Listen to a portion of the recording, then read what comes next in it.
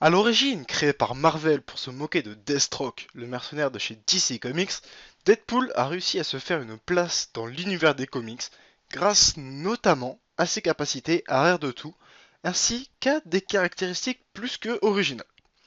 Parfois considéré comme un méchant, parfois comme un gentil, Deadpool est le héros qu'il faut connaître. Et ça tombe bien, car c'est le sujet de cette vidéo.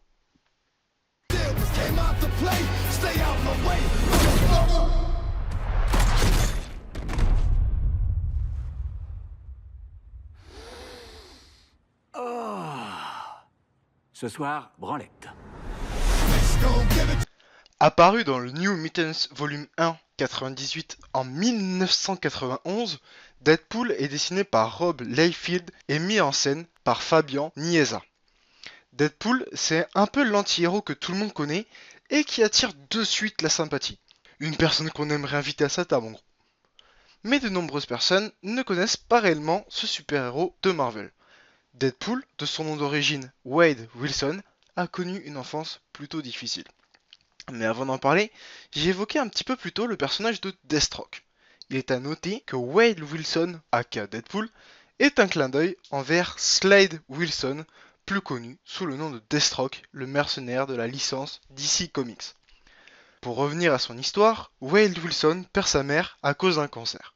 Et il est élevé par un père militaire à un caractère très strict et violent. Par ailleurs, ce dernier mourra par la main d'un des amis de Wade. Après cet accident, Wade s'engage dans l'armée pour ensuite devenir un mercenaire.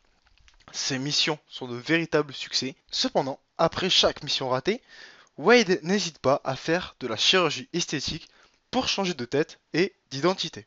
Ce n'est que lorsque Wilson apprit qu'il était atteint d'un cancer que sa vie bascula.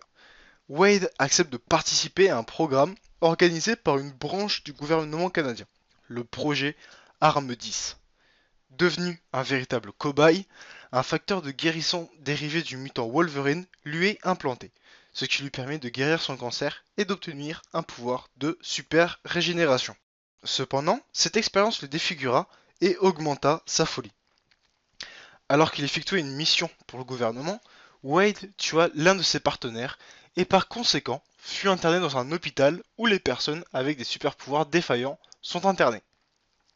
C'est dans ce même hôpital qu'il sera torturé par un certain docteur Killebrew et par son assistant Ajax. Wilson, grâce à son pouvoir de guérison, ne mourra jamais par la torture et obtient le surnom de Deadpool, que l'on pourrait traduire par compteur de morts ou encore cagnotte des morts. Grosso modo. Deadpool s'échappa de l'asile et c'est pour cacher sa peau écaillée par les expériences ainsi que pour cacher ses marques dues à la torture qu'il se mit à porter son costume rouge et noir qu'il confectionna lui-même. Depuis ce jour, Deadpool est redevenu un mercenaire disponible au plus offrant. On peut par ailleurs noter que Deadpool travailla un petit peu pour le Caïd, aussi connu pour être un antagoniste, à Daredevil. Deadpool se confronta aussi à Wolverine et réussit à le battre une fois en lui tranchant les deux poumons. Mais il est à noter que Wolverine était déjà alors un peu mal en point. En gros, c'est ce qu'il y a à retenir de la vie de Deadpool. Après s'ensuit de nombreuses aventures et de chasse à l'homme. Deadpool enchaîna les contrats de mercenariat en se rejoignant de temps en temps des groupes de super-héros ou de super-vilains en fonction de ses missions, comme par exemple lorsqu'il fut recruté par Hulk Rouge, donc personnage que nous avons déjà évoqué dans la vidéo sur Hulk que je vous invite à visionner, mais il fut aussi recruté par les X-Men. La réussite de ses missions dépend en partie grâce à son pouvoir de régénération, mais aussi grâce à ses nombreuses habiletés au combat, et ça, c'est ce que nous allons voir dès maintenant. Bon, comme je l'ai expliqué un petit peu plus tôt, le principal pouvoir de Deadpool est son facteur de guérison accéléré, issu du pouvoir de Wolverine, ce qui lui permet de régénérer des tissus et organes endommagés. Deadpool a même survécu à plusieurs décapitations, et on peut dire qu'il a la tête sur les épaules. Un bon type quoi. Enfin, pas tant que ça, car son état mental dérangé est aussi dû à ce facteur de guérison. Parmi ses autres caractéristiques, nous pouvons remarquer que Wade Wilson est un combattant hors pair qui maîtrise de nombreuses techniques et arts martiaux. C'est une véritable machine à tuer qui sait varier ses armes en fonction de ses contrats. Mais on peut quand même remarquer qu'il a un petit faible pour utiliser à la fois son pistolet ainsi que des armes blanches. On peut aussi remarquer que Deadpool parle de nombreuses langues, telles que l'italien, le japonais, l'espagnol et bien d'autres encore. Enfin, Deadpool possède un système de téléportation qui lui permet de partir ou d'arriver à l'endroit où il le souhaite le plus rapidement possible. Ce n'est pas un pouvoir, mais je tenais à faire une petite parenthèse sur cet équipement plus qu'original. On reste dans l'originalité avec la caractéristique que je trouve la plus classe et qui appartient presque qu'à lui.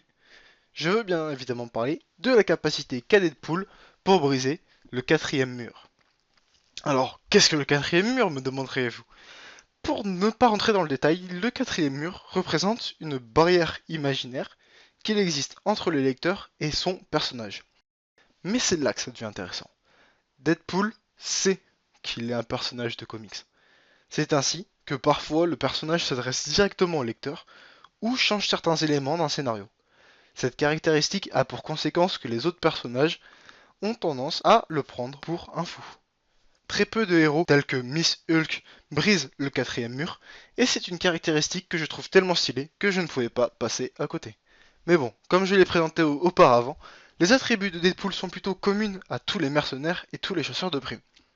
Cependant, c'est grâce à ces caractéristiques que Deadpool réussit admirablement à se battre contre des ennemis d'envergure. Donc maintenant, vous commencez à avoir l'habitude, allons-y pour la partie concernant les méchants contre lesquels Deadpool a eu l'occasion de se battre. Bon, pour la partie ennemie, je n'ai pas retenu 5 ennemis, mais plutôt 4 ennemis originaux, et dont on n'a pas encore parlé dans les épisodes précédents. Alors en tout premier lieu, nous avons Ajax. J'en ai parlé un petit peu plus tôt, Ajax est l'une des personnes qui tortura Deadpool lors du projet Weapons 10, donc le projet Arme 10. Ajax, de son vrai prénom Francis, est apparu dans le numéro 14 de Deadpool en 1998. C'est l'assistant du docteur Killebrew, et par la suite à diverses expériences, Ajax possède une force surhumaine, une très forte vitesse et une agilité accrue. Il possède aussi une certaine résistance à la douleur. Ajax reçoit de la part du docteur Killebrew l'autorisation de tuer tous les survivants du projet Weapons, et par conséquent tuer Deadpool. Ajax réussit à tuer Deadpool, cependant, vous n'êtes pas sans savoir que l'univers de Marvel aime bien jouer avec la mort. Ainsi, la mort décide elle-même de sauver Deadpool, et Ajax mourra peu après s'être fait briser la nuque par Wade Wilson, fraîchement ressuscité. Dans le comics Deadpool President, Deadpool est confronté à des ennemis plus qu'originaux et qui me font bien triper. Ce sont les anciens présidents des États-Unis, devenus des zombies à cause du sorcier Michael. Ainsi, Wade se bat contre des présidents tels que George Washington, Richard Nixon, Abraham Lincoln, mais bien d'autres encore. Lincoln affrontera Deadpool sur un ring devant une foule excitée. C'est bien ici que l'on retrouve l'univers déjanté de Deadpool, et je tenais à présenter ses ennemis plus qu'originaux. Par ailleurs, je vous conseille fortement de lire ce comics, car il n'y a qu'avec Deadpool que vous verrez se faire boxer un président américain. On reste dans l'univers déjanté de Deadpool, avec des vilains plus qu'originaux. Les héros de contes et légendes.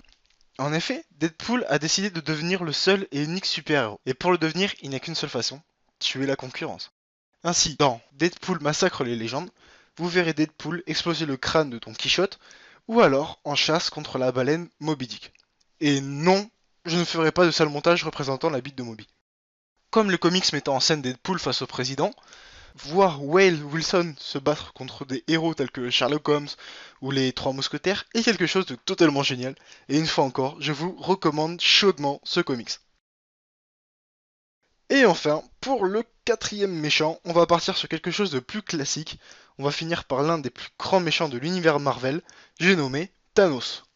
Je ne vais pas réellement vous présenter ce personnage qui, à mon sens, mérite un épisode rien qu'à lui, mais je ne vais juste vous parler de son rapport avec Deadpool. Il faut savoir que Thanos est très jaloux de Deadpool, et ce n'est pas à cause de son teint, qu'on soit clair. Qu'aimerait avoir un dieu tel que Thanos que Deadpool possède déjà? Eh bien tout simplement un rapport plus qu'étroit avec la mort. En effet, Deadpool piqua de nombreuses fois la curiosité de la mort, créant ainsi une relation plus ou moins intime. Relation que Thanos a toujours voulu espérer. Voilà, donc j'approfondirai le sujet sur un autre épisode concernant Thanos, mais c'est ici que nous clôturerons le sujet. Voilà ce qui clôture la partie des ennemis atypiques de Deadpool. Comme d'habitude, vous avez les sources dans la description. Je tenais à vous remercier car vous êtes de plus en plus nombreux à vous abonner à la chaîne, et ça c'est vraiment super. Merci à tous. Comme d'habitude, si cette vidéo t'a plu, tu peux laisser un pouce bleu et dire ton ressenti dans les commentaires. à très bientôt. Ciao.